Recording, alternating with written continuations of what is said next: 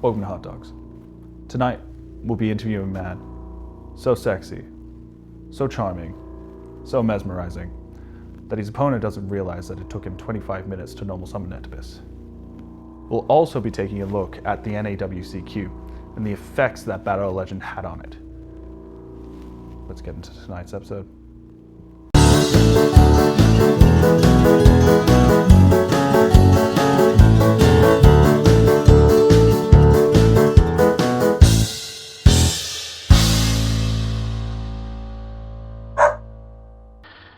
What's up, guys? It's the Hot Dog Podcast, episode 3, featuring our host for tonight. We've got Inza.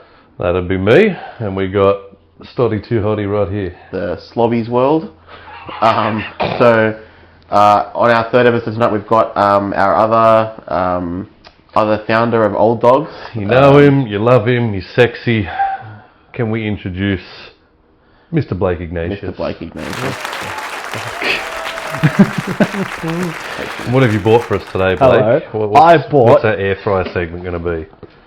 Puffy dogs. Oh, he's bought the dogs. Because we're the hot dogs. He bought the corn dogs. He bought the meat and balls, and I've got both put The together. whole kit and caboodle. Exactly, and I've brought condiments For each of us. It's almost like this is his studio. Puffy dogs wouldn't taste as good, but I don't have to learn how to do He this doesn't one. have to do any of this part. No, so, not this all right, one. let's Inza, chuck him in. let's get it on and get it ready, mate. Oh, look at that! It's in another piece of plastic. How thoughtful. Yes. Very good. Where are the scissors, mate? While Inza's getting ready, Blake, Yeah. tell us a bit about your sort of Yu-Gi-Oh history. How'd you start off? What was your... So I remember a lot of how I started. So the first pack I ever got was from a tobacconist. And sure, might have been real. I haven't heard of that set before. Tobacconist? No, at a tobacconist shop, Oh, smoke shop. gotcha. All right, and my mother bought it for me, and it was. How old were you then? I was 7. So you were smoking from the age of 7? Yeah, 100%. No, but I was 7, and I remember one of my favorite cards, and I always looked at it, was the Headless Knight. It's a vanilla level 4 monster. Has like 1,450 attack. It's dog. Yeah. And but I didn't actually quite play big, the game with anyone I knew or anything like that. Yeah. I was generally by myself. And my love for the game, and my mum was very supportive of buying me cards and stuff. And my first structure deck was Your first structure deck was? My first structure deck was Starter Deck Joey. And I got that from Parkley Market. Sounds familiar. Yeah, Dark Magician. Yeah. Was it official or? Funny enough, it was real. It was real. And That's a one up on me. And I think because I started off with the real cards, and you can definitely tell between the bootlegs and not, because some of them would have the fake foiling where it's like all starry and stuff, which looks like it's a battle pack foiling that they brought out like 7 years ago, or even longer actually, like 10 years ago. But when it comes down to the structure deck I got, Red Eyes was my first monster, and it was like my first boss monster, and it was my favorite. And I love that card. Too bad the support it gets is dog shit, and I'll never play it. And if I could make a Primite style deck with it, I would. And I'm pretty sure Jesse Cotton has. So I might be watching that. He did it with the metal one, I think.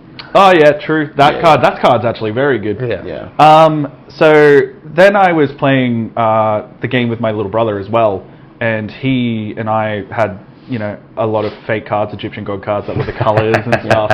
And we used to make rules that I draw 2 cards now and all this type of stuff. You didn't know the rules, but we knew about main phase, battle phase, standby phase because of the little rule book you got. Yeah. I remember for one of my birthdays, my mum bought me the official Yu-Gi-Oh rule book where it has the combo of Raigeki and normal summon White Fang, Silver Fang, and attack as one of the first combos you ever see. Yeah. And I remember reading this book and I go, this is going to make me the best player ever.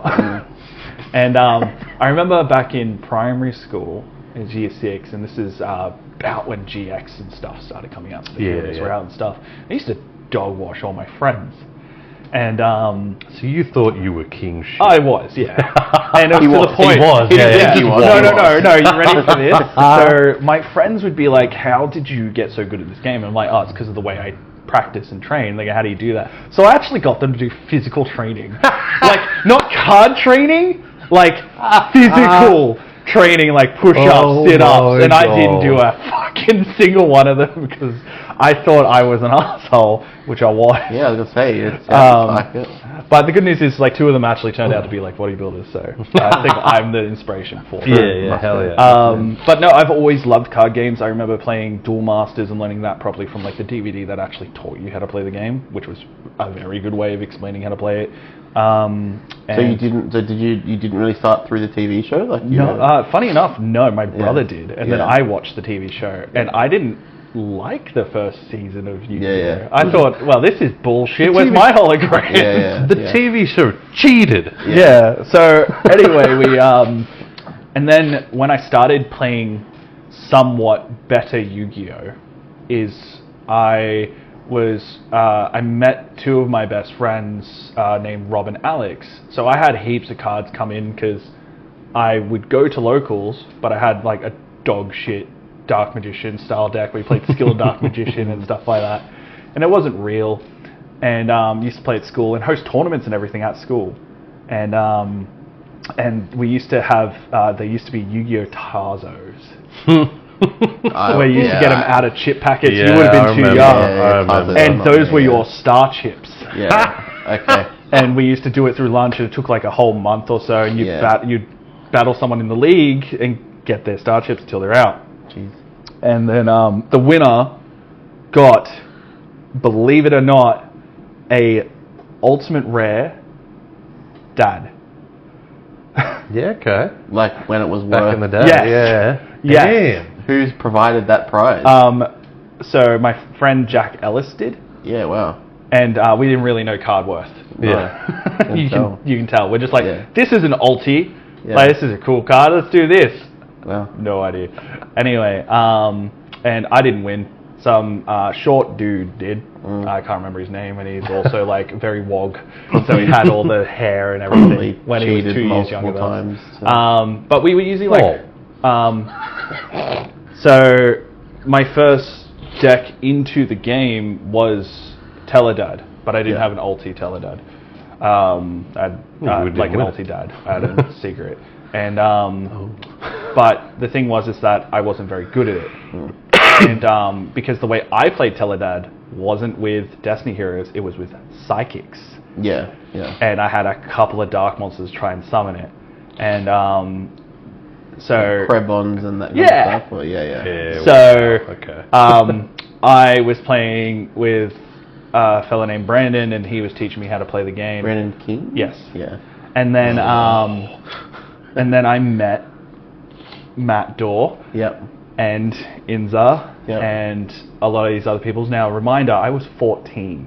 Yeah. And in the We previous were like episode, 17. they yeah. were at the end of high school or out of Yeah. high school.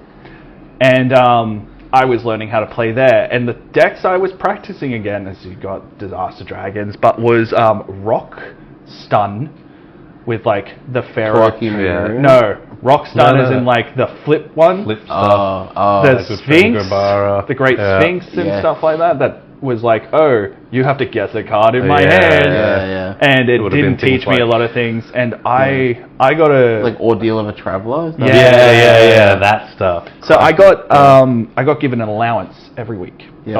of $15 for the weekend. So it'd be $10 for $7 for the event or whatever it was. It says to flip them halfway. Please. And then so I did that, and I would pay for my entry, and I'd have $7 to $5 left. So I have a choice on buying like another pack or maybe a slice of pizza from the next door at the old Shout out to Mega NPC. Games. No, it wasn't even NPC. Oh, it was no, King of yeah, Kebab. there back used to be then, yeah. it was like and it was right next to Mega Yes. Games. I remember that. And it worked. so I was learning how to play the game through them, and then I picked up my first love of a deck, which was a structure deck that I'd never seen. It gave me my first ever proper boss monsters in terms of the mechanic that was new, which was synchro. My first style of... Oh, okay, it's going to go back. Yeah. So it was the structure deck. That was the synchro structure deck that gave you Junk Warrior. It gave you Quick Draw Synchron. It gave you again Drill Warrior, like all that. Junk Warrior, Drill Warrior, Colossal Fighter. Yeah. And the level 6 Vanilla Gaia. Yeah. And I was like, this is sick. And I remember the first monster I synchro summoned was the first secret rare I ever pulled naturally, which was Power Tool Dragon. Nice. And still to this I day. sure had one equip spell in my deck. You couldn't even use the effect. And it was the CBD thing. No, I sure did, just not at locals. Yeah. Because whenever I tried it, they were like, you can't do that. And I'm like, Yeah. oh, okay. So I added, what was it? A single copy of United We Stand Yep. and a single copy of Mage Power. Nice. So there was 3, and they was like, oh, you got to pick 3. I didn't know you can show the same 3. Yeah. So the Power Tool CED was a common, and Yeah. it was a very good card, but I'm like, this card's not that good compared to these two. This gets my monster higher. Yeah. And you still love that deck to this day. Yes, I've seen you in our Edison when we muck I around. am someone who loves synchro summoning. It is my favorite mechanic of all time. If I can play a deck that does it a lot, well, I play Mermail right now, and I play the synchro variation. Yeah. But even Isaac, Brother, ew. there was one time I was playing my competitive deck was a synchro deck, and it was a summon multiple shooting star quasars. Shooting quasar dragons. And one time he was playing Burning Abyss, and he dropped Maxi on me. And I'm like, I'll take this. I made him draw 27 cards, and even deck him out, and he's like, murdered me. And I was like, oh, okay. Maybe my 3 dragons can't be 32 cards. Yeah. Someone's hand. But it's still my love. Level Eater was great. Lovely. That card can never come back unless it's a rider Ling on summoning. once per turn or Yeah. something. But Junk Synchron is still my favorite normal summon to do. Yeah. And Quick Draw is still one of my favorite extenders. Yeah. And then I took the game a bit more serious. And it's actually the times that I met you when I was hanging out with a couple other people and we were at Game Traders. And that's when we sort of started to fading learn. out, right? Huh? You sort of went from Well, us yes. to that as we Yeah, stopped. I started. And then you Well, I kept took going. a little break because I started music, and then I Yeah. left music and started doing this. And I started my first deck, like real deck, into the game was Pepe. Yeah. Wow. I've heard about this. So Pepe was an insane 7-day format Yeah. with a ban list that you had no idea if was legal or not in your local card shop. Yeah. Because it was emergency until it was provided. But during that time is when I met a lot of our team members, and I think so fondly back on that. But I remember I got cheated one day against a guy who played Ritual Beasts, and he's doing the tag outs, and they all have the effect they can only be summoned once each turn, like special summoned. And I said, you already did that, and he goes, no. And I go, judge, and no one was around. So I went up to the owner, Chris, and I said, hey, can I be your judge? And he's like, yeah. And then I judged everything for him. I'm just trying to think. So was this? Because I know Ritual Beast was big when Necros was around. Was this before? Or After. Oh, so did you miss Necros? I missed Necros format. Okay, I that makes owned sense. cards during Necros Yeah. format. Okay. I owned like Valk and Trish, but I never owned a Brio. Sure. A lot of people didn't. But I missed that as a competitive It's funny state. that you're telling this story because I know exactly the Ritual Beast player you're talking about right Yeah, now. the curly-headed dude. Yeah. Yeah. So anyway, so that got me into judging the event, and I actually played little amount of Yu-Gi-Oh! I only did it at big events, and I did it before the locals started, but I judged the locals, and it made me learn rules interactions a lot better, which was good. Very helpful skill. And then when I started to play, I started to go to regionals and stuff like that, but I didn't do as well as I wished because of the little amount of playing I was doing and more judging. And the thing that hurt me the most was because I had to judge and learn every deck in the format. Yeah. I couldn't focus on one deck. Yeah. So I did go traveling, went to Newcastle and stuff with you, Gosford, Yeah, and yeah. all those Yeah. types of things. Shout out to Jesse Patterson. Yeah, Jesse Patterson. You and I are sitting in a hotel room, like actually testing, and they're Yes. in a club. Yes. Because I was not 18 yes. years old. Yeah. And I was going cold turkey from drinking, so I'm like, I'm going to stick with you. And then I took a big break, and a long break after, as we all did, Spiral format. Yeah. I came back for one event for YCS, which you pulled me into. Yeah. And then I got back into the game this year by sheer dumb luck. Like, it was not a real thing. It's almost like that French love story. Our eyes looked as the trains were going by, and I had to get off at the next type thing. Well, because we were playing a lot of Edison. Well, Pokemon, and then we went back to Edison and sort of... Well, yeah, we were playing Edison before that even happened, and sort of reignited a little bit, but we were focused elsewhere. But I do what a lot of Yu-Gi-Oh players who used to play the game do.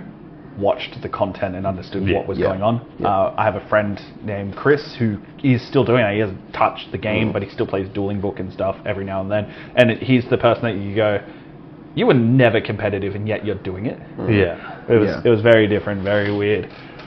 But when it comes down to like me playing this year was one night I finished work and my partner was meant to pick me up, but she fell asleep.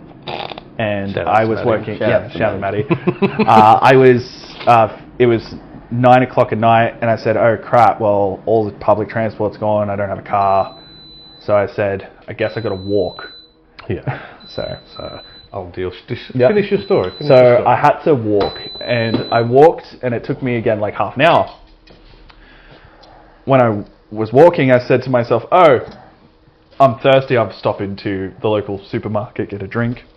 And the local Coles, and then I started walking back, and literally by chance I ran into Isaac, like turn the corner type running, and I'm like, oh shit! And I only ran into him because I had gone to the TAB to place a bet. And you found out it was closed. Fits the theme, yeah. But that was one of your first locals back. Yes, I think it was your first. It was my local first back. locals back, yeah. And we just started chatting from there. And I wasn't straight back onto playing because we just spoke about life and like where we've been, because I hadn't seen him since 2019, so it's been 6 years. And I'd grown up. He was talking about the game and stuff, and he was like, "Man, it's not the same as it used to." And I said, "Yeah, screw it. You got me back into the game. Let's do it." And then from there on, I've played a total of 5 events, no locals, and very happy with the way that I've gone and the stuff that I've learnt up. And since all that's happened, like, how do you feel in terms of, obviously, we spoke to in the last episode, you played a considerable amount back then, and now, like, how do you sort of, do you like the way the game's trending? Do you prefer it how it used to be? Like, yeah, well, I played through your time and your time. I'm the bridge between you. So when you guys were talking about your eras, I was like, I was playing that too. But yeah, when it comes down to what I think of the game now, between my breaks, I left during Spiral format. Spiral format was a format where if you won the die roll, you didn't want to make a move because of cards like Cyphering Gamma. Yeah.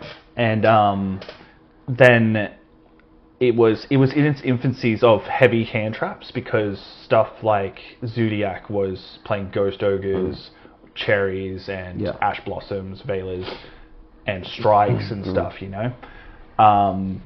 I played Master Duel, and I still had friends because I moved from one hobby to Magic the Gathering. And Magic the Gathering taught me a lot about card games. Yeah. And one of our teammates, Josh, he still played heavy Yu-Gi-Oh! So we attempted to do what we used to do, where we just got a group of friends and started playing the game. So we bought a lot of Megatins and learning. I bought an Emancipated deck. Yeah.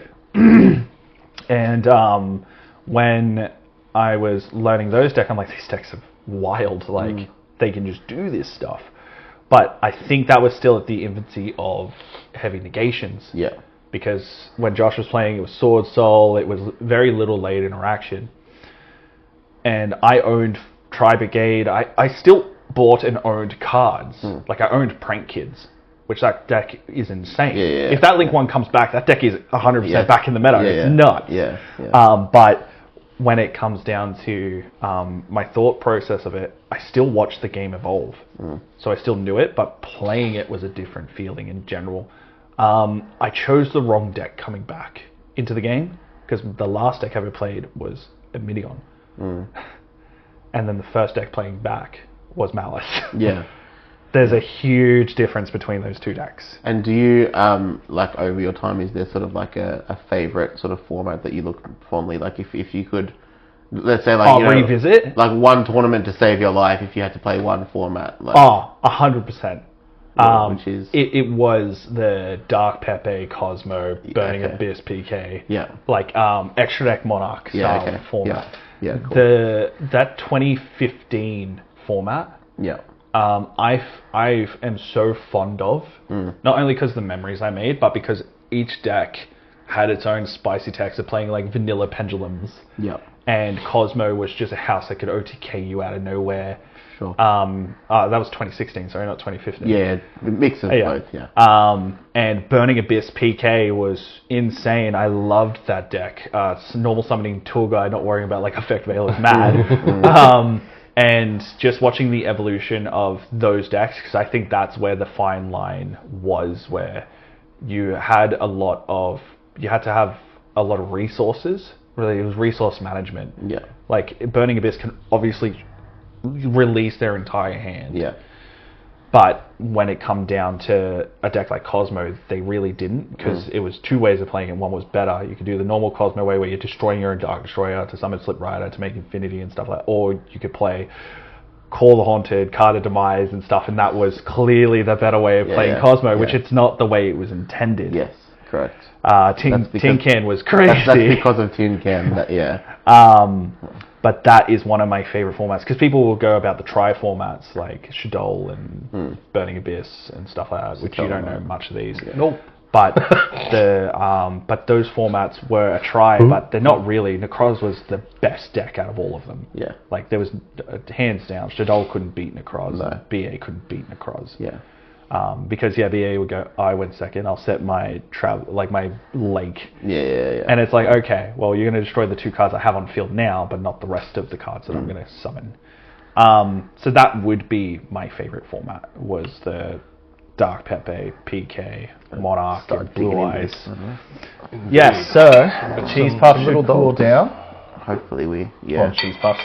They're usually quite hot in the side, so hopefully they're not too bad now. We'll find out. Puff dogs.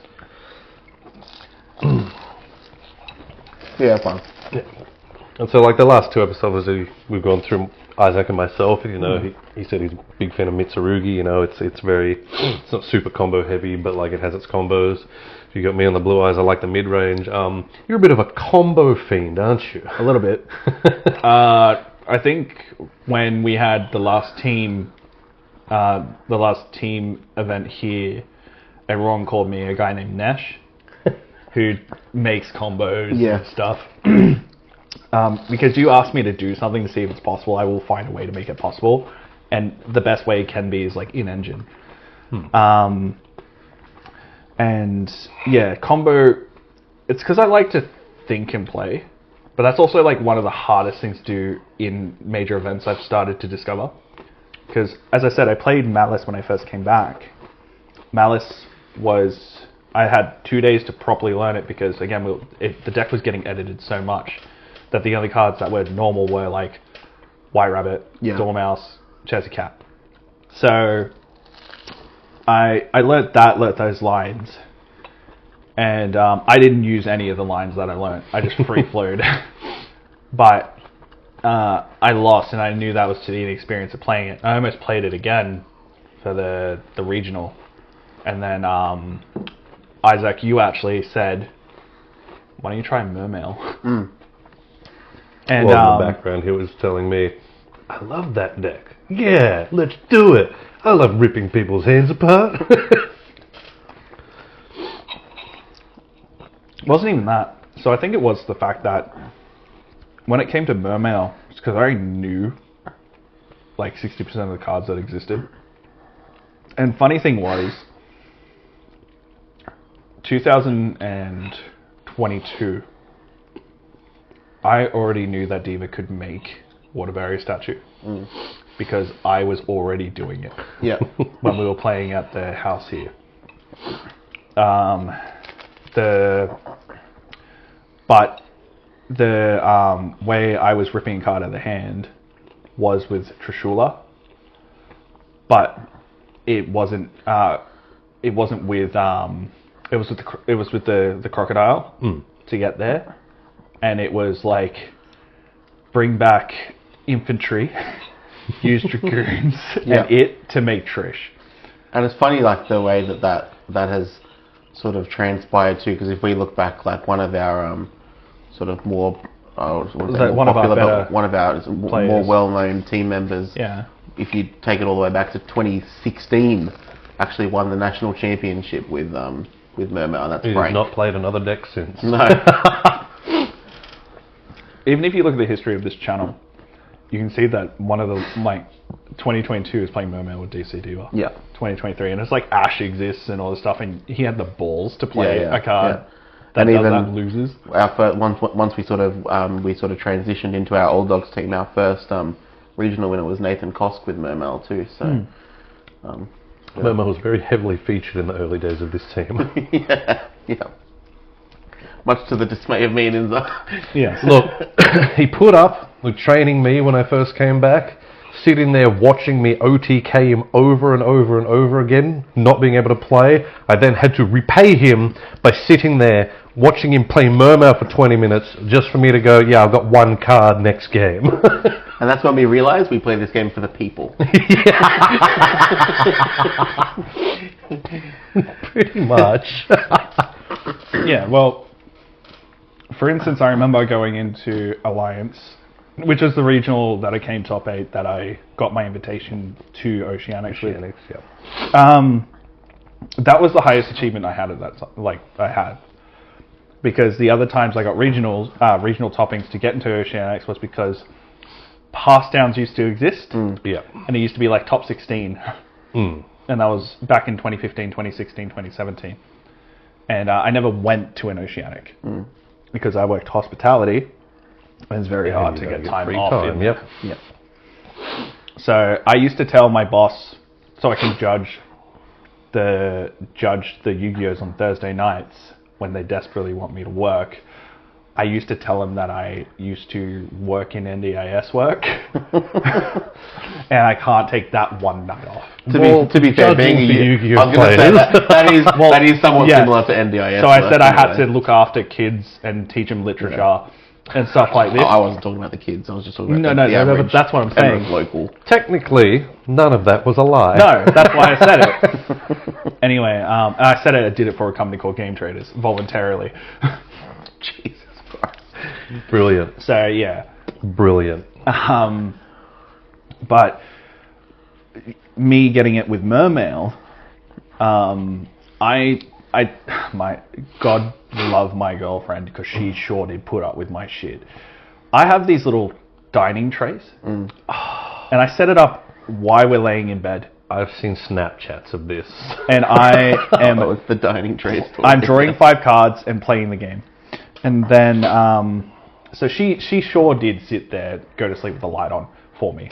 So yeah, Cards have been shout out to Maddie. Banned from his bedroom ever since.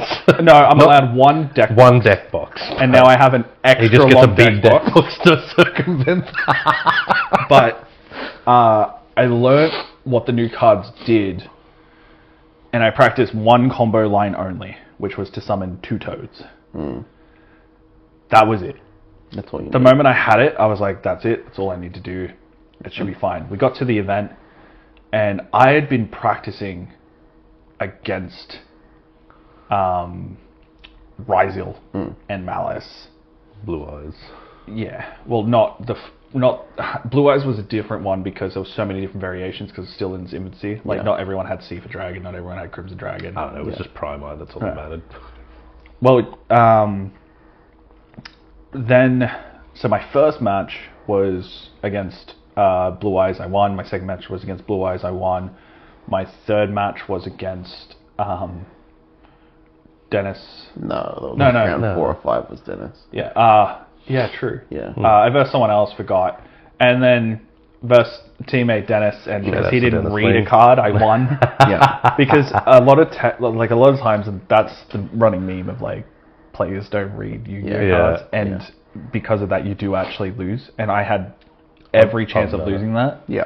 and he just didn't read. Yeah. You And would then I bet in the lost water. and then I lost to a Literally Malice dead in the player. water. Mermail, dead in the water. Yeah. I lost to a Malice player because I can't beat Shifter. Just can't do it. Yeah. And then went to time with the last With opponent. Steven, yeah.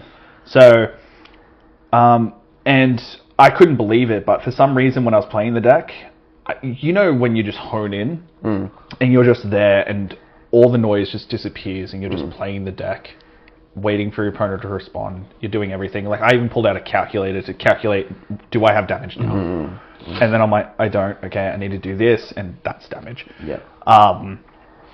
Spawning the meme of a 35-minute turn. Yeah. So that's why I stuck with Mermail, played it for a regional, did well at the regional, then versed a branded player that I played down, and the head judge at that time felt bad for me because I was playing down, and if I won that I would have been top 8 again, but it is what it is. Yeah. And then I thought to myself, why am I playing these events? I've already got my invitation. I'm just going to relax. And that's the one thing that taking those breaks taught me. And I think it's just a bit of maturity that this game isn't exactly my life. So I am able to relax, learn, and don't make it, I think about this game 24/7. Well, also the reason you're playing is not because of the event. Yeah, correct. It's because of the friends. Yeah, Like exactly. again, like the reason why I came back to the game wasn't because I did want to play the game, but it wasn't my driving goal. My driving goal was to spend and hang out with you. Yeah. And then It's almost more competitive when we're sitting here practicing Yeah. than you go to the event, you're there to do well and stuff, but we sit here and it's like, well, I got to get you next time, you know? Yeah. And then, so I've started to understand rest is so important for this card game. It is. Because if you sit there after you lose an event, you start studying, you're doing all this, like you need to unwire your brain, relax, have fun, do things else in life and stuff. And it does help when you have a girlfriend that drags you out of that. And if you guys have a girlfriend that lets you purchase Yu-Gi-Oh cards, you can purchase them at troyscards.com.au. There's many singles available, sealed products. Justice Hunters, T-Roys is a proud sponsor of the Hot Dogs podcast and also of Old Dogs as a team. Yes. Old Dogs 5 at your checkout, 5% off. And even if you don't have a girlfriend, there's plenty of singles on the site. Go check them out. Yu-Gi-Oh singles. I buy singles all the time. So that's a bit about Blake's history and sort of how he's come back to the game now. We're going to break up our segments, do things a little bit differently this episode. We're going to do our one of our favourite segments of the show, Looter or Neuter. Yeah.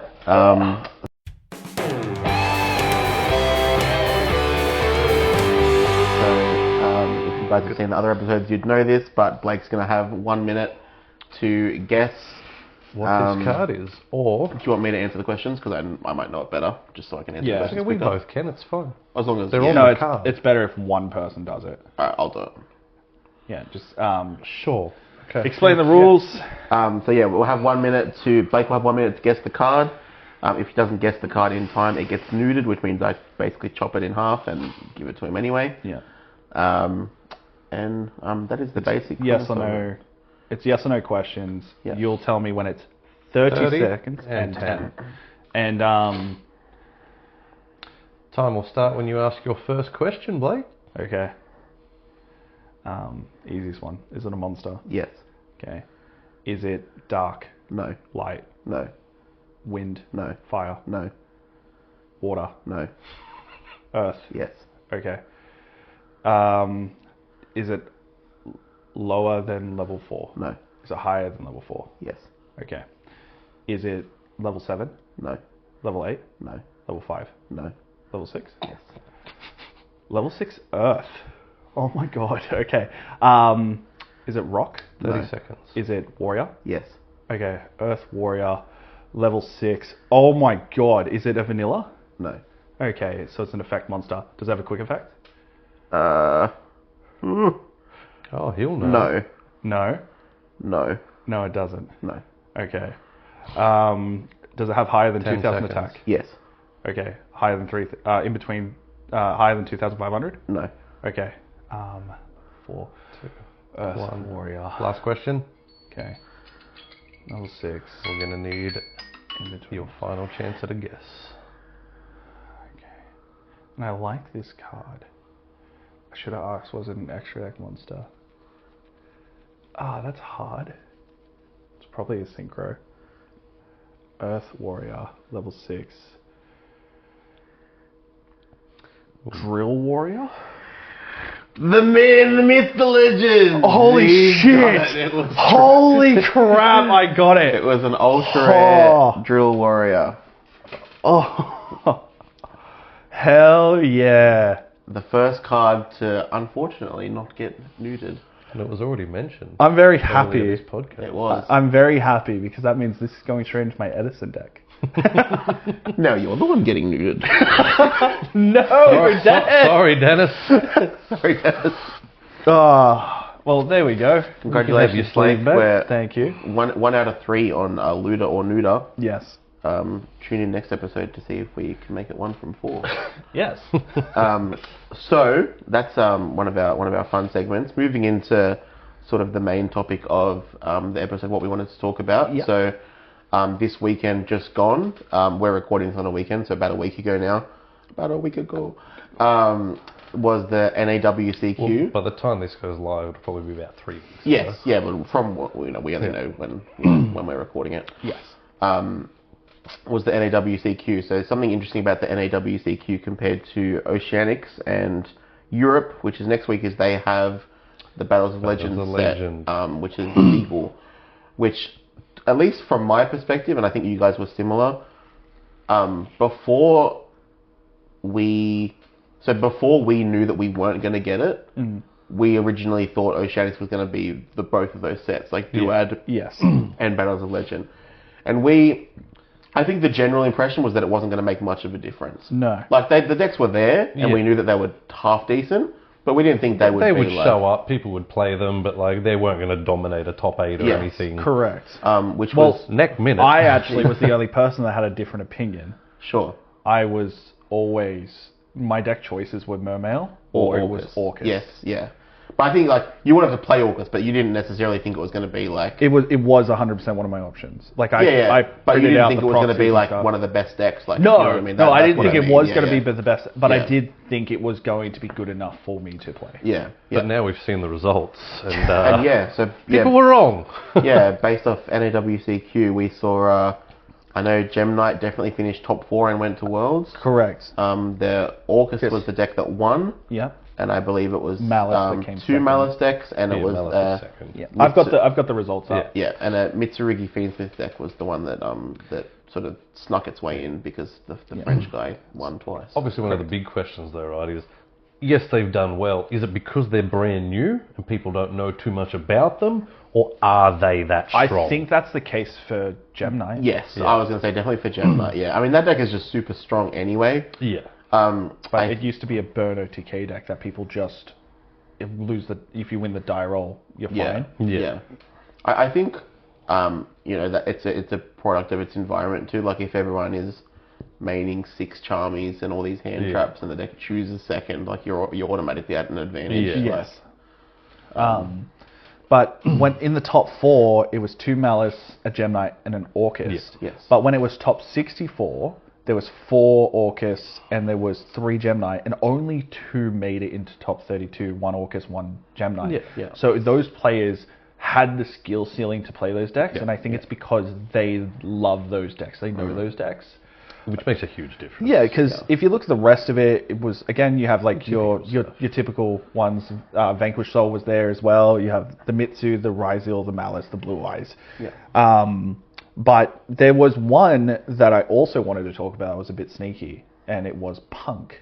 Punk also made it to top 32. That was another one that came in battles. Correct. Yeah. And A lot of people were sort Goblin of keen Biker on made it. top 64, but never Sure. passed it. Right, gotcha. Yeah. Same with like Memento and Mermail, they never made it past it.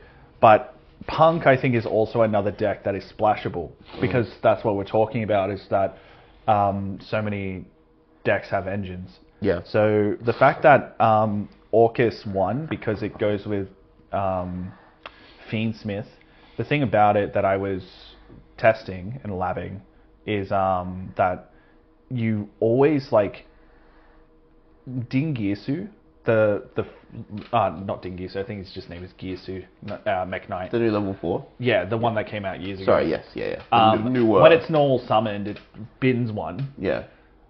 But Shout out to if you have no other monsters, you can special summon a monster to their field. You mean the token? Yeah. Yeah. And something that's like quite interesting is that if you have, people are saying that if you have like Thrust, and that's the first thing you do, and for some reason it just didn't get hit because the main card hit isn't that one, it's actually the Harp Horror. Yeah. You have Thrust in your hand with the token on their board. Yes. So Thrust is live to add something. Yeah. Add talent or add anything. Yeah. And but the Link 1 for that Orcus deck makes a huge difference. It also turns off cards like Imperm and stuff. Correct. Too. Yeah. And so what they would do is they would link 1 into the Galatea AI, add Battle, then they link 2 into Moon. Yeah. And then they do Fiendsmith combo. Yeah. But they haven't used the Harp Horror Engrave. So even if you get to the point where you go, okay, you've got a monster on your board, so I've blocked off a couple of your things. Now I've got a now I've got a Caesar. You can't nib me.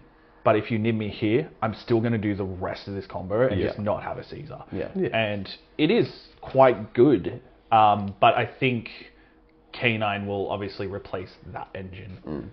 Are they dark? What dark? K9. Don't believe so. I think I need to double check. I think one of them, at least one of them's Earth, because I know that's why it works with the Vanquished Souls so well. But Gem Knight is the deck. That deck looks crazy. It is. Yeah. As we've been making the joke of, they have like 15 fusion spells. No, 15 fusions from the deck. Yes. Yeah, not like 50 from the deck, like specifically, yeah. So I think the reason why that deck would have made itself up there is because just understanding the interaction would have been a big part.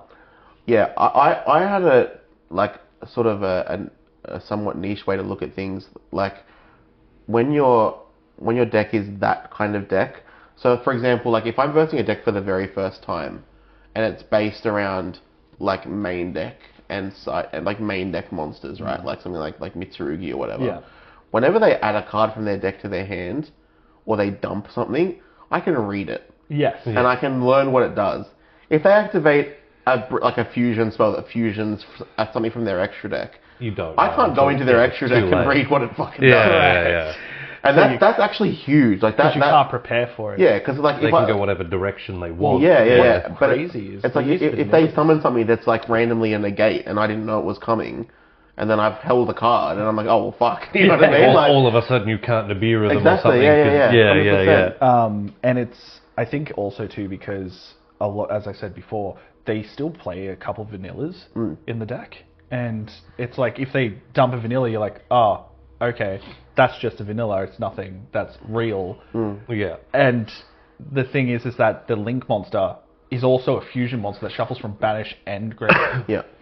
And But they've also, I don't know if you've read Hollow Core. Hollow Core is one of their the big, new one, yeah. the new main deck one. No, I haven't. So it dumps Gem Knight Fusion from deck to summon itself, which not only is good because Gem Knight Fusion can add itself back, Not once per turn either. but Hollow Core in the grave, whenever your opponent activates anything, you can banish 3 Gem Knight cards, including itself, to negate it. It's an Omni from grave. Oh, okay. Okay. So right. it turns off their nib and shit like that, yeah. Because Gem Knight Fusion is a very, very strong fusion spell. Yes, so it you don't know what it does. No. Okay, so I know- it's I know- polymerization Yeah. from field and hand, but it has a grave effect. It's a normal spell. It has the ability that banish? you can banish a Gem Knight card Add it back. to add it back to your hand. And not once per per turn. turn. Mad. And you can also activate it as many times as you want per Yes. turn. Mad. Yeah. So, and Gem Knights have access to a lot of fusions. Yes. And they were built not only just as a fusion deck, I think they've always kind of been one of the best at doing it. Well, that's why for a long time they were an FTK deck. But Yes, that because was, of Lapis Lazuli. yeah, and well, stuff. that was very toxic. I'm glad that it's not like that now. But because I'm pretty sure Lapis Lazuli still exists. Yeah, And one of that- the cards is hit somehow. Yeah. I don't know. I can't remember And how. Is it true that they don't play the original Garnet where the name came No, from? they don't need to Yeah. anymore. No, they don't need to. Before this set came out, they needed to. Yeah. But now they've finally been able to drop the Garnet. The Garnet. Yeah. But Gem Knight's always been one of those cool fusion decks. I love it because it is a cool. combo fusion Yeah. deck. But I think you the can do a artwork on the lot. cards is sick as Yeah, well. they're from Dual Terminal and they Yeah, just yeah. look Yeah. mad. And what is it like? Lady Diamond is still just a house of a card, Yeah. and they all just randomly have these weird good effects. Yeah. But they're not broken by any means. Well, that new one is. One of the only decks that probably still has Gemini monsters. Yes, Yeah, but wow. the Gemini monsters don't get used. Yes, Yeah. I know. And sort of circling all the way back around to August as well. One of the things that you spoke about is with Fiendsmith, and not only do you think about not only is it worth thinking about the way that Orcus blends with other decks, but it's the way that other decks blend with Orcus. Yes. Yeah. So one of the big decks that that I'm a big fan of is Mitsurugi. Yeah. And unfortunately, I didn't get the chance to try Mitsurugi Orcus. Yes. Which is such a big deck, and there's the main reason being if you look at Mitsurugi, you can play Mitsurugi Pure, which gets to play cards like Impulse and stuff, blah blah blah blah. But all of the other engines that people were mixing with Mitsurugi were like Ryzeal, Fiendsmith, and they're all light archetypes, which means you can't play everyone's favorite Yeah. card, Dominus Yeah. Impulse. But because Orcus is dark, There you go, exactly. can. So not only do you get to add a lot more power to your deck, you also get to continue playing what's arguably the best card in the Let's get game. another dark deck to push that price up. Yeah. well, another cool thing is, if I'm not mistaken, Code Igniter is also a dark monster. Yeah, possibly. I'd have to So double that check, means but- that because of the Orcus cards, you can also just rank 4 into that. Yeah, yeah. And because Orcus all have ability, like their effects, except for Gisu, they all lock you into dark. Yeah. Yeah. So that's why you have to do the Fiendsmith stuff first. Yeah, and all yeah. Before you get, yeah. Whereas Yeah. if you're just You playing gotta Orcus, sequence you it don't need to correctly. even worry about Yeah. it. They're all dark. But having like SP Little Knight be dark, IP be dark, you have the new Gorgon monster that came out also being dark. You have the Dingisu, the Link 4, and it is a powerhouse, non-targeting Snatch Steal, while also putting a card back into your hand. And if this card's in the grave, it sends a card non-targeting as well. And also, you can get it back out onto the field. You can recycle them. You just play one. The rank 8 is still a house of a card. Which was it? Dingisu, the rank 8. Oh, Dingisu, yes. It doesn't seem like it does a lot, but when it's summoned, when it's special summoned, not XYZ, special summoned, it will non-target send a card to grave. Yeah. You summon it in your opponent's turn from your own graveyard. Yeah. And We all know how strong an effect like that is based off of Druid's Realm. yeah, We'll also remember when it's summoned, it can also attach something from the Yeah. banish pile? from your banish. Yeah. So Oh, it puts when you- them back into the grave. Yeah, so when you summon it in your turn going first, you get to reattach the half horror that you've already banished. Yeah. And you just casually link that off for an IP and bring it back to your opponent's turn. So. So because Orcus have one of the best field spells I've ever read. Yeah. It doesn't do a lot. All it says is that your Orcus monsters can activate their effects As as quick quick effects. That's And huge. then Yeah. it has another effect while in grave. You can discard a card to add it from grave to hand. Yeah. So you only ever need to play one. Galatea Eye does the Yeah, same. they and adds it. they get it. They all tutor it. Yeah. Yeah. And the thing is that once it's on the field and you go, all right, I'll nib, they are able to activate their effects from going from ignition effects Yeah. to quick effects. Stuff like normal Galatea, which is the Link 2, is very, very good to just be able to, all right, well, you're doing that, so I'm going to shuffle these two back and then set myself the counter trap. Galatea, I was going to say, not to mention Crescendo. I think Crescendo was one of the first counter traps they printed that negates and banishes. Yes. And then not only that, it It just casually searches. adds a card in the next turn you can as well. banish it to search, and then you shuffle it back. Yeah. So it is that deck Negating is and very banishing is good. pretty good. Great Well- Purification stands on the shoulders Yeah. of Crescendo. But one thing that Orcus is very well known for is resource management. It can shuffle it back. That's why it plays Keeps so it many going. one-offs. Yeah. Because even if you interrupt, it will get its stuff back. Yeah. That's why it's extra deck. Even though it's dark locked, it is very toolboxy, which is very good. I Dark's one of think the a most bow common is ones, light, right? isn't it? A bow is dark, Oh. I believe. 'Cause that's how Malice can summon it. Yeah, right. Um, A bow should be dark. I'm gonna look that up It's quickly. a fiend. I know It's it's, a definitely fiend, a fiend, yeah.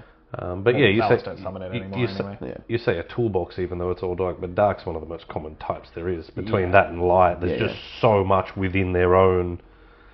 It's so funny, like how, and I've said this before too, like Yu-Gi-Oh's gotten so powerful nowadays that like when they print cards that are very powerful, they're so powerful that they become not good enough because you don't need to summon them because your deck is already good enough. Correct.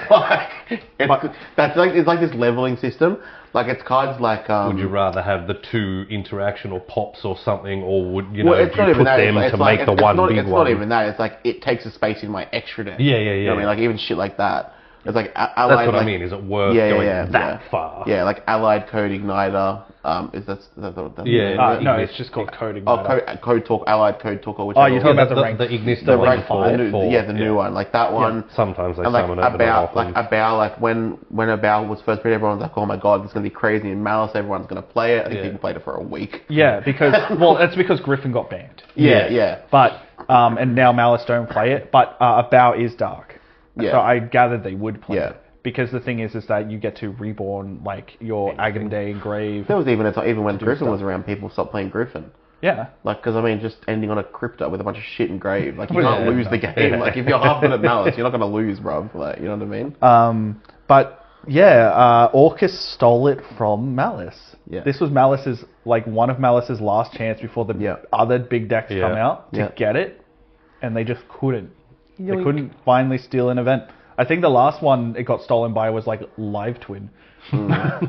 I think it's one of those decks that like it had so many high ranking tops, but just I think it may have crossed the line at one biggest YCS problem somewhere, but it's has always been it's a deck that every single person has 3 cards in their side deck that Yeah. just you don't get to play this turn. yeah, You know, it's hard to play a deck that can be shut down that quickly. correct. Well, what I and found- it's hard to make it through an entire top cut without Yeah. that happening to you. Correct. What I found crazy by looking at the numbers too is that the decks were super spread out, except for 2, which was Mitsurugi and Malice. Even the Rizal representation was only 3 in top 64. Yeah, well. Which is wild compared to what we have How here far? in I think one of Australia. them made top 8. The One of them made top 8. Canadian guy. Possibly. I haven't checked it. But think, yeah. there was 18 Malices and 18 Mitsurugis. Yeah, But the next 64. one to follow up was Vanquish Soul at 7. so there was and then- 7 vanquished. That's also Yeah, surprising. in top though, 64. That's more than what we. But had. if you look at the way that the numbers go down, is that Mitsurugi went from 18 in top 64 to 8 in top 32 to 6 in top 16 to 2 in top 8, and that was it. Yeah. So those numbers dropped quick. Malice dropped even faster. Yeah. Yeah. So Malice went from 18 in top 64 to 12 in top 32, then went to 5 in top 16, then went to 2 in top 8, and then 2 to top 4, so they won their matches. And And then one of them made it to the final. another interesting thing about the NAWCQ, and I'm not sure if this has happened before, but Julian Kahn, he represents, he plays in America, and but he's of French descent, I believe, Yeah. or he's from France. But they obviously have their points playoff the day before NAWCQ. Yeah. Where if you've done well at a bunch of regionals and all that stuff, it's like a 16-man playoff. Yeah. Where Yeah. I think 2 people, the top 2 go to Yeah. Worlds. Something And like that. Julian either came first or second at that playing his Malice deck. And then Yeah. came second. And then he made it to the top 4 of the NAWCQ. And what that meant was that because he already had his Worlds invite, there was actually a Worlds invite pass down at NAWCQ because he had taken another one of the spots, which obviously he had a cracker so over the they weekend. still do pass downs. No. Yes, yes. Yes, but they had to make it because of that. Because of him. Because Yeah. it's never Yes. happened before. Yeah. Yeah, so what ended up happening was the people that lost in top 8, 5th to 8th place, they did another 4-man playoff for the World spot. Wow. From the okay, Worlds, so that's why from it the kept Worlds going. event. Yes. So Right. yeah, so 5th to 8th place, Yeah. the people that had lost in top 8, they had to play another Of the main one, four-man or of tournament. the main points one? The No, main the one, main yeah. one. Because he had the 2 people that got there. That's how Gemini went to Worlds. No, Gem Knight actually came top 4. Oh, did they? Yes, Yeah. Gem Knight actually came top 4. I thought it was only top 2, or do they get more than? No, they get 4. They Oh, get 4. right, yeah, okay, yeah. So 5th to 8th place. So there should be a 5th. I think were Charlie Futch. His name is. Yeah. He played Mitsurugi Fiendsmith, same deck that I played at ours. Yeah. He's the one that won that 5th to 8th 4-man playoff, and now he's also going to Worlds as well. Because the point system he got it through, that was that for France? No, that was No, from it was America. there, From the same America. event. Yeah. So I'm just getting this straight. So the top 4 at that WCQ get to go to Worlds. So the top 4 at their WCQ goes to Worlds, and the top 2 of their points playoff goes to Worlds. Because the points so they playoff get happens 6 the day players in before. total. Yes. And we get 2? Yes. There's To be all- fair, they have a lot more than They- 3 times the Yeah, players. no, I each, know. So, I know. but just, I mean, crazy from, obviously, Julian must have been a master at the Malice deck. Oh, must he have- was. He's pretty good. This was his Yeah. year. Like, Yeah. You always get one of those like years Because he also where had it's like, second at the YCS earlier, unbelievable. right? Yeah, I believe so. Well, and that's the same. I know we're talking about NAWCQ, but Yeah. from our perspective, Andy as well. Like, just the God run. You know what I mean? Yeah, Like, well, he with- won South Australia. he one states and then one Oceanics with the same Same deck, deck. basically. And to be fair as well, to his credit, a lot of the times he was judging regionals. Yes, Correct. Yeah, yeah. So And you know what he taught us? That your sales being called wrong. Yeah, I was waiting for it. I knew it was coming. that's a hot take, a wrong take. But yeah, like Andy's run this year was incredible. Yeah. Yeah. Like he deserves that 110%. He even got his hair cut for the last event. So Because he he looked said like he a didn't want to bum. look homeless. Yeah. Yeah. So that way when he took his photo at the end, Even he though- would look good, and he did. He had his hobo thongs Yes, on. he still had his hobo thongs on, yeah. He tried to make Sandy. But America was... did you watch any of the feature matches and stuff like that? NAWCQ? Yeah. Yeah, so one Watched thing a little bit.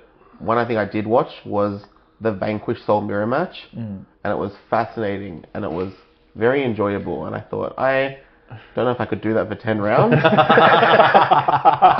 It was good to watch. I think I think if you're playing the deck, it would be Was fun. it like a lot of back and forth and stuff Yeah, like that? that's exactly what it is. Yeah, Yeah, it's like I Holy Sue in my turn, and in your turn, and then you Holy Sue in my turn, and in your turn. Yeah. Oh, I take your Holy Sue, and now I use your Holy Sue. yeah, that as well. Yeah, yeah. Yeah, that's wild. God, I hope they had different coloured sleeves. Probably not, to be honest. Oh, Next round, why do I have 4 holy suits? Why do I keep drawing this card? There's 6 of them in my deck. but it is a shame because I really wish I could have played Orcus. I mean, you'll still get the chance, just not, unfortunately, at the big in this event. season. Yeah. Well, as I said in a previous episode, that it's going to be like how DDD was when it came out for its weaker life in a structure deck, and it was one of the best decks. And then the moment Zodiac came out, the week later, Yeah. it just couldn't play because apparently a Raigeki break was good enough Yeah. to beat that deck. Yeah. And we're playing already in a format where ABC Buster Dragon was just banishing a card. Yeah. But no, one card rank 4 is just nuts. Yeah. And now we have X'd. Crazy. Extra ideal. Which chain blocks itself, which Yeah. is... It's insane. But I am actually very surprised not that many Ryzeals were in the top 32 and 64 of the NAWCQ. Yeah, I'm sort of surprised that it sort of shifted all the way back round to Malice, quite a bit. Yeah. I know, not that it's gospel or anything, but obviously, we had our WCQ first, and I was quite surprised when I saw that, that Bowden was playing Malice. You know what I mean? It was one of those things that was if I was to just take a stab at the deck I thought he was going to play beforehand, I wouldn't have guessed Malice. You would have guessed I would have Heroic Ryzeal or something. No, I not would've even guessed that. Mitsu. Probably some sort of Mitsu variant. Yeah. Mitsu, yeah. And obviously that for good reason, and I know he's very big in the sort of dueling book scene, and a lot of the players like Julian. Julian's very famous for being on a DB grinder video every other day. You know what I mean? Because he just always plays there. and plays and plays. You know what I mean? So that's obviously a big sign of putting the effort in and putting the time in. That's what gets you to the next level. Something that terrifies me after looking at this North American WCQ is obviously you see the pie chart they release and how many one-off decks made it. Just showing that, as what you said crazy. earlier, that a lot of them are strong. They're just, some of them are just not So busted. much that you have to learn. Well, that's the thing. Every deck nowadays is strong. Yeah. They don't print weak cards anymore. That's Well, no. that's why decks, that's why sets are so underwhelming. Is Like, I guarantee you, the worst archetype that they've ever printed in the last 5 years, God knows what it is, it would have been Tier 0 10 years ago. Well, You know what I mean? actually, Like, there's like again, right? You Mermail, for instance, you don't print the new cards. What does Mermail do? Yeah. Without us going, oh, let's splash in an engine, right? Yeah. But the moment you print off 3 main deck monsters Yeah. and 2 extra deck monsters, deck's insane. Well, it doesn't take much to completely change a deck. No. Even Gem Knights is one of those. Yeah. They got a couple of new cards and then heaps of reprints. Yeah. The one that I'm How many surprised... cards did Orcus get? 2? Yeah, they got 2 extra deck monsters. Yeah. That was it. Yeah, exactly. There you go.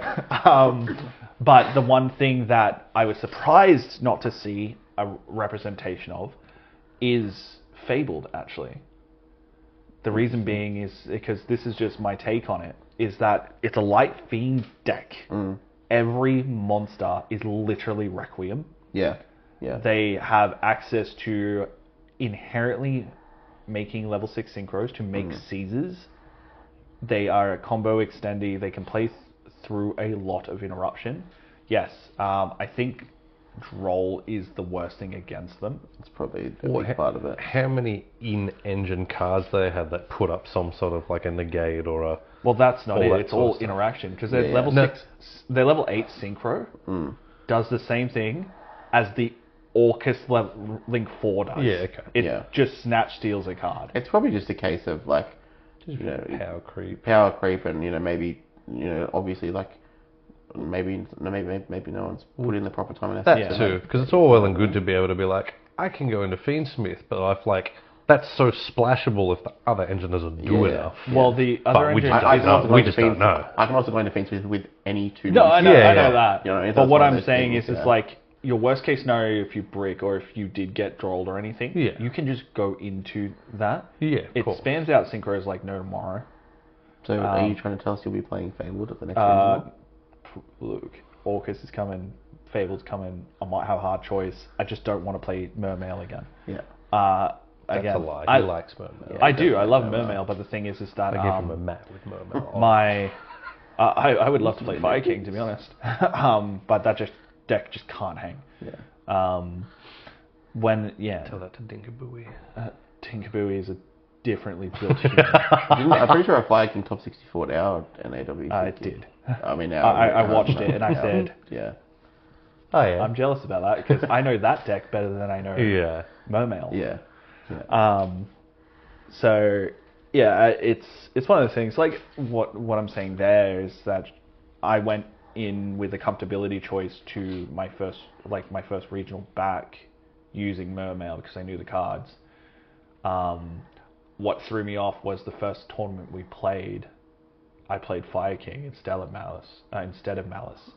And the thing about that was that I was I slept for 2 hours before the event. I was dead tired even before we left my house. You saw that. Mm-hmm. Is that for para? And yeah, and That's where you were. I So watched he gave you a chance. I watched my opponent go, oh, normal summon Dormouse, activate effect. I go, that's okay. Look at my hand and I just see an imperm sitting there, like, why didn't I use that? Yeah. We've all done it. I had Impulse and I had Nib, and I went Impulse, and then I just didn't use the Nib, and I could have Nib because he kept going through it, and I won 2 matches and lost 2 matches, and the thing was that if I had more sleep, I think I would have 100% played better, but because I didn't, and I think that was a big I had catalyst. the best deck in the room, access for me to play. I just went, I'll just play Malice. Yeah. I think Because it was it a big was the best catalyst thing. for you though, with the whole you need to rest thing that you brought up and how important it is to take a break and stuff like that. 100%. I remember after that you were pretty heavy on the. Yeah, I'm going to bed. I'm going to bed. And segmenting on from that, one of our next segments, at least I know it's Blake's favourite segment because he gets to show us all. I get to talk. He gets to talk. So as our guest, it doesn't matter because he's still one of the hosts. He's still one of the Correct. He still wants to cook. Even And there's no one more of a combo fiend than Blake. correct. Even So if we're gonna Let him. let him cook. yes, even if I'm not here, by the way, and those two, and they have a guest He's on, gonna slice himself in. Yeah. there will be a It'll be a little circle moment. Hey, I'm Blake. no. What I was going to do is print out a handwritten one that one of you guys read. He'll just be like, and a normal summon Neptibus. So Inza will do his own one. He'll go, so I normal summon the barrel. the rules for this is that I use not a perfect 5-card hand. I use generally 1 to 2 cards and maybe a 0.5 or something else. Like a discard Yeah, or just a blank. but generally 2 to 3 cards will have 2 cards will have to be the proper cards, and then 1 card can be a monster, spell, or trap, if depending on what I discard, and the other cards can be whatever. No, I can't get interrupted. You're not allowed to interrupt me. I just said no. I sales banned every card in the game. Yeah. Blindly. Yes. The correct way. No, to but use the whole point of this is that if I That was did it band this called way, Yu-Gi-Oh. so this is a 1-card combo. it. Okay. All right. Alrighty. Well, we get to listen to this. And I am reading this one for you guys for the spirit of the NAWCQ. Sure. And one of the decks that I think had a very good representation, should have been there, but if it played this, it would have won. And yeah, well, we get to hear the words.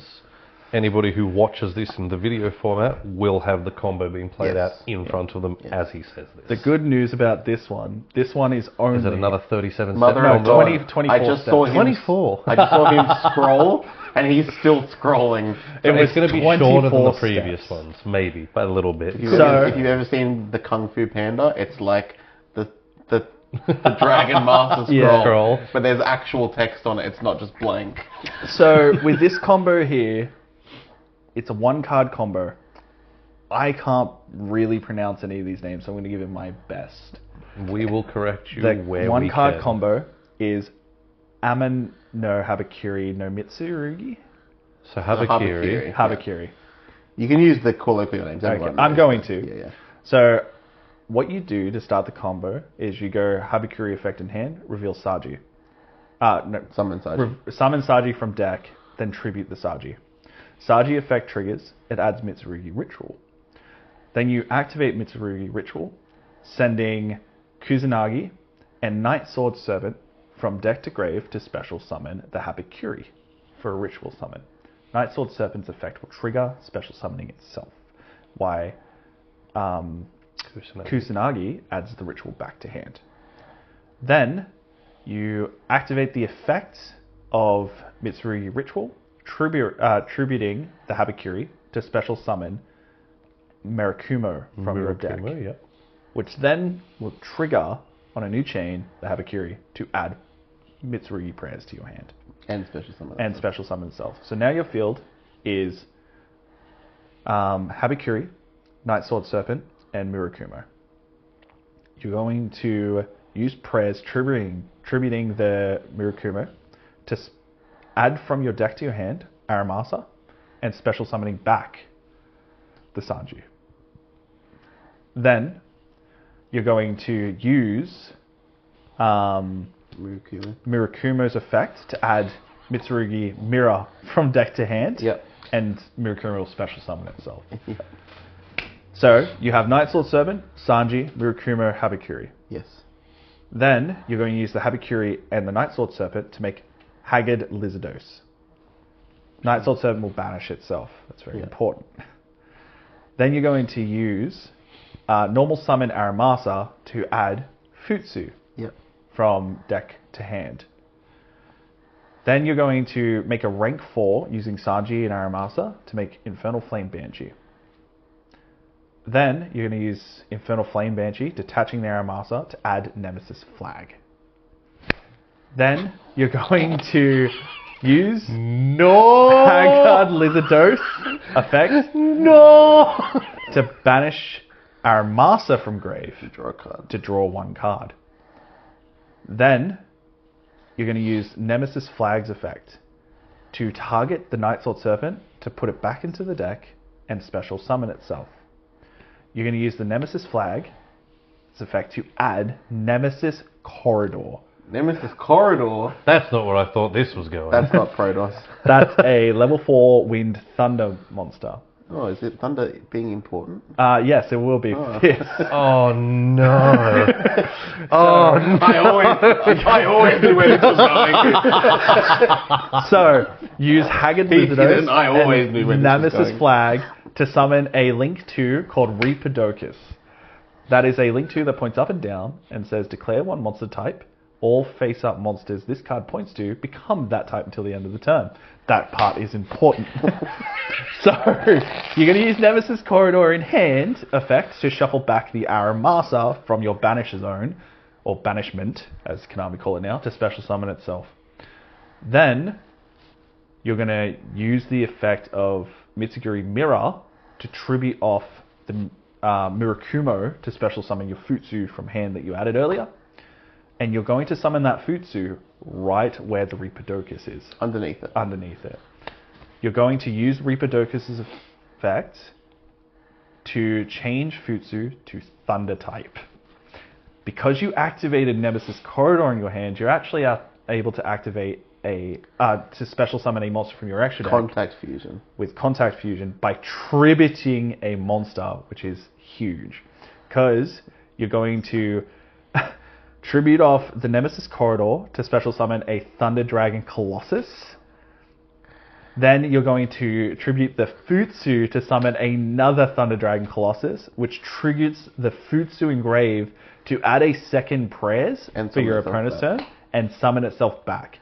During that time, Mirror is also going to shuffle itself back into the deck.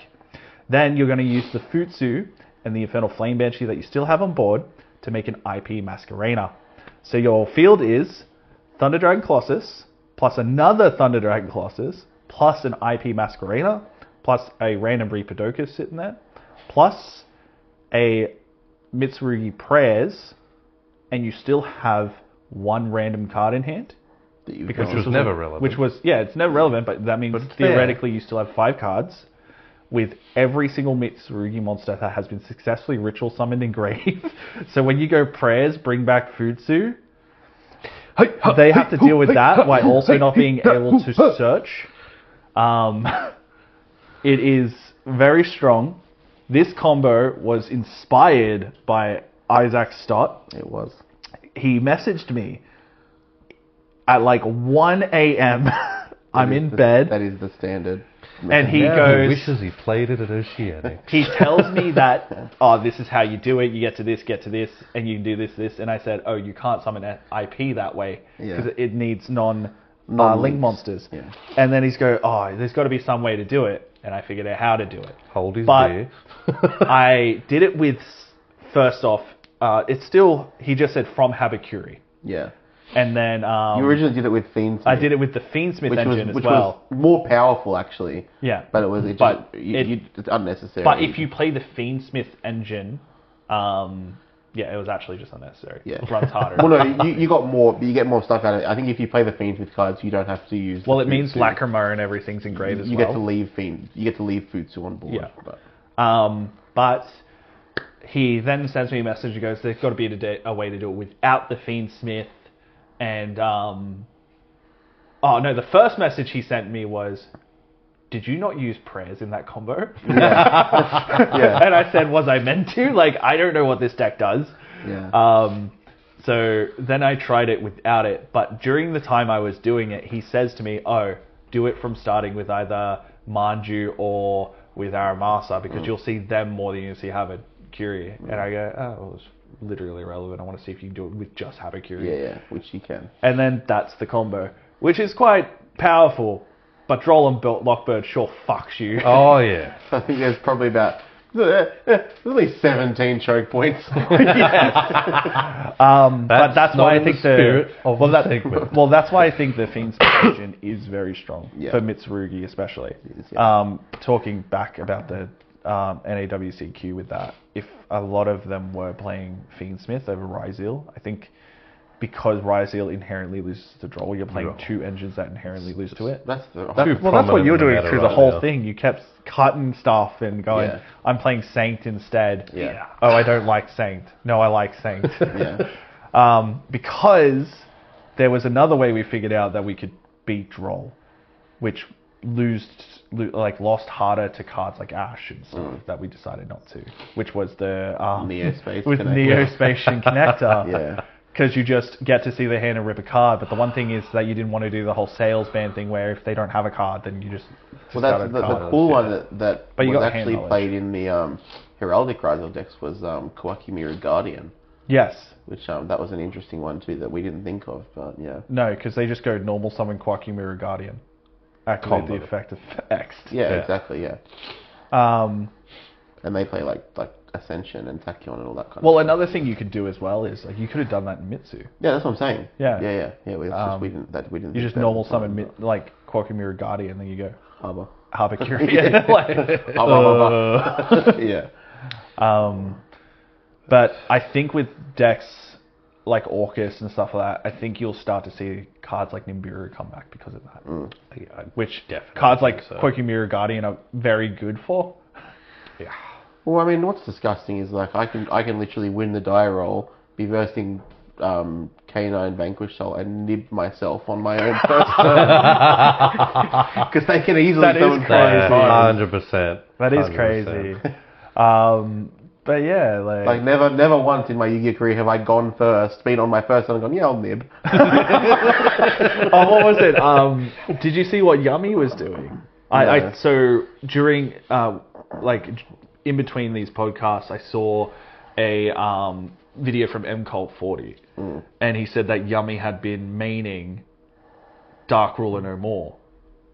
So what would happen was that when they would make Nash Night and go into the Masquerade, the next card they play is Dark Ruler No More, because they weren't killing it anyway. Yeah. And that means they don't lose half their life points, they don't discard a card, and they can still kind of play. Yeah, sure. Because again, Dark Ruler hurts Yummy a lot, Yeah. and it's does. good for the mirror, but Good card. the cards like Dark Ruler right now only favor decks like Blue Eyes. Yeah. Decks Well, again, that can it's run only good over- against decks that don't have that multi-layered interaction Yeah. that we're talking about. Like, Correct. if your deck is, this is my board, beat it, Dark Ruler shits on that. Yeah. But most decks are like, I have cards here and cards here and cards here and cards here and cards. You know what I mean? So, Then the fact is that they're maining Dark Ruler in OCG just to beat like your opponent's cards for your turn. Yeah. Is crazy yes. to think of. Yeah. It's pretty funny. But I'm very happy and very excited to play Orcus. I think it's going to be one of my favorite decks. I am hoping that I can get my invite with Mitsu and not have to think about it, and then I'll play whatever I want to play for fun after that. But. And I will be there to watch them both and play some dragons. And I'll be there to summon a barrel. Alrighty. Well, thank you for being on the show. Thank you for having me, even though I'll be on here a lot. Next time you'll You see will. him back on the host's side of the table. Probably. What did you do to Dennis's ear, man? Poor Dennis. Next episode you'll see hopefully will be with some other Old Dogs guests. We've also spoken to some special guests that we won't reveal right now, but Hopefully We'll that we'll definitely try to have have people on. some national champions. yeah, Some It won't world always be competitors. us three. yeah, no, it'll be any two of us plus whoever we choose to have on as Yeah, guests. by the sounds of it, it's always going to be at least me. Yeah, Potentially. But there's one episode I've guaranteed that won't be me Yeah. because I just don't belong in that episode. yeah. But yeah, why the fuck am I'm You're the guest. one who's been talking. Yeah. but Thank you for watching. We'll see you guys next time. On another episode of The Hot Dogs Podcast.